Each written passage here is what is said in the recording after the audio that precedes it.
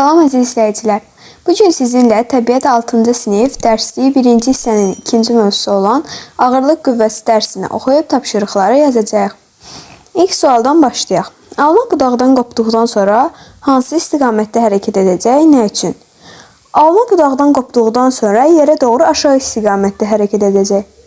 Bunun səbəbi yer tərəfindən cisimlərə təsir edən cazibə qüvvəsidir. Bu qüvvə cisimləri yer kürəsinin mərkəzinə doğru çəkir, bu da cisimlərin aşağı düşməsinə səbəb olur.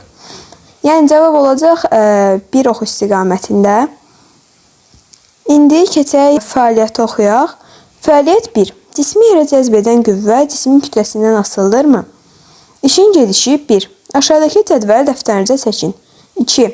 Qələm qutusunu, iş dəftərini və kitabı növbə ilə polietilen torbaya qoyun və dinamometrin göstəricilərini cədvələ uyğun xanada qeyd edin. Müzakirə edin. Dinamometrin göstəricisi hansı halda daha böyük oldu? Buna səbəb nədir? Dinamometrin göstəricisi kütləsi ən böyük olan cisimdə, yəni kitabda daha böyük olacaq. Bunun səbəbi isə cazibə qüvvəsinin cismin kütləsindən asılı olmasıdır. Kütləsi böyük olan cisimlərə yer tərəfindən daha böyük cazibə qüvvəsi təsir edir və bu da dinamometrdə daha yüksək göstəriciyə səbəb olur. Birinci addımdakı cədvəldəki dinamometrin göstəricilərinə aid olan hissəni siz əşyaları dinamometrə ölçdükdən sonra yaza bilərsiniz. Müzakirə edin cavabını da indi dedik.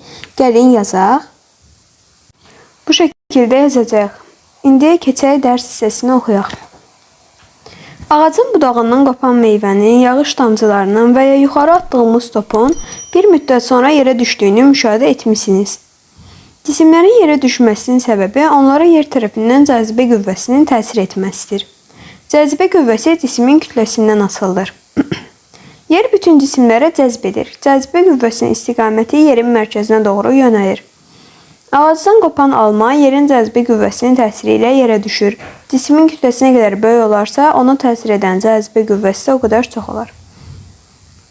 Təkcə yer deyil, ay, Mars və Günəş kimi digər göy cisimlər də başqa cisimlərə cazibə qüvvəsi ilə təsir edir.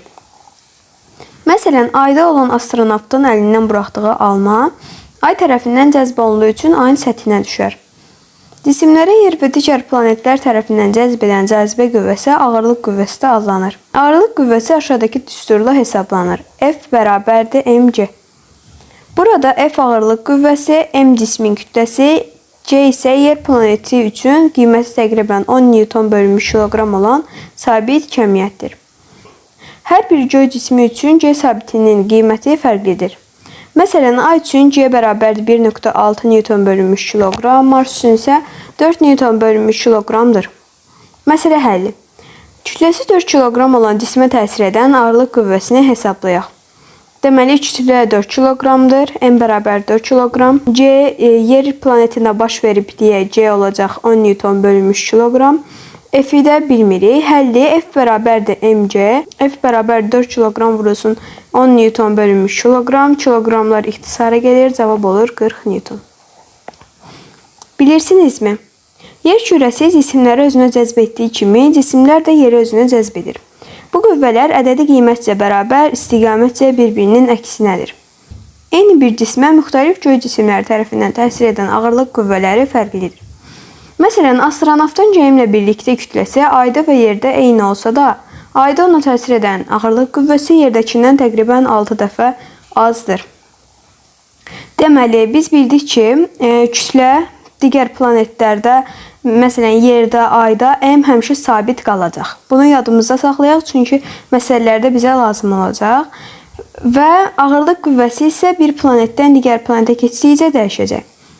Öyrəndiklərinizi tətbiq edin. Ayda olan astronavtın əlindəki çəkicə təsir edən ağırlıq qüvvəsi 3.2 Newton olarsa, deməli F bərabərdir 3.2 Newton. Çəkicin kütləsini hesablayın. Ci bərabərdir 1.6 Newton bölünmüş kiloqram. Bu çəkici yerdə olarkən ona təsir edən ağırlıq qüvvəsi neçə Newton idi? Bizə verilib ki, ayda olan astronavtın, deməli Ci bərabər 1.6 Newton bölünmüş kiloqram.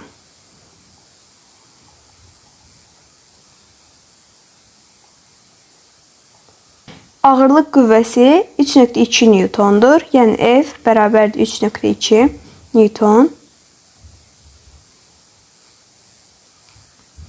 Bu Burada biz m'i tapmalıyıq ilk olaraq. Çünki f'imiz var, c'miz var, amma m'imiz, yəni kütlə yoxdur. M'i tapmaq üçün f'i böləcəyik c'yə.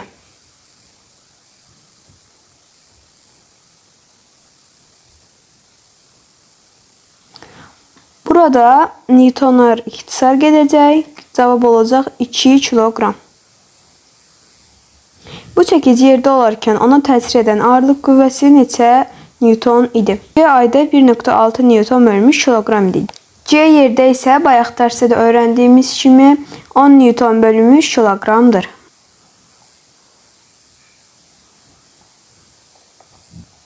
Burada bizə soruşur ki, ona təsir edən ağırlıq qüvvəsi neçə newton idi? Yəni F'i soruşur. F bərabərdir mc-yə. Biz öyrəndik ki, planetdən planetə dəyişdikcə F dəyişəcək hər planetdə. Yəni ağırlıq qüvvəmiz hər planetdə dəyişəcək, amma m, yəni kütlə sabit qalacaq. Ona görə m də 2 kiloqram idi bayaq öyrəndiyimiz kimi.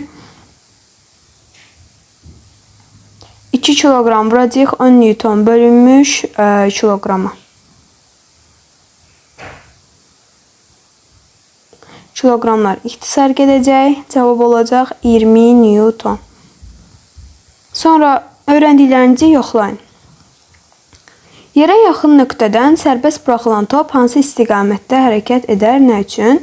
Top yerə doğru hərəkət edər. Çünki yerə təsir edən cazibə qüvvəsi onu yerə çəkir. Cavab olacaq 1. Sonra ikinci sual. Eyni bir cismə təsir edən ağırlıq qüvvəsi Marsda daha böyüdür, yoxsa Ayda? Nə üçün? Marsda daha böyüdür, çünki C Marsda olanda 4 newton bölünmüş kiloqram, Ayda olanda isə 1.6 newton bölünmüş kiloqram idi. Yəni Marsda onu təsir edən ağırlıq qüvvəsi Aydakindən daha böyük olacaq.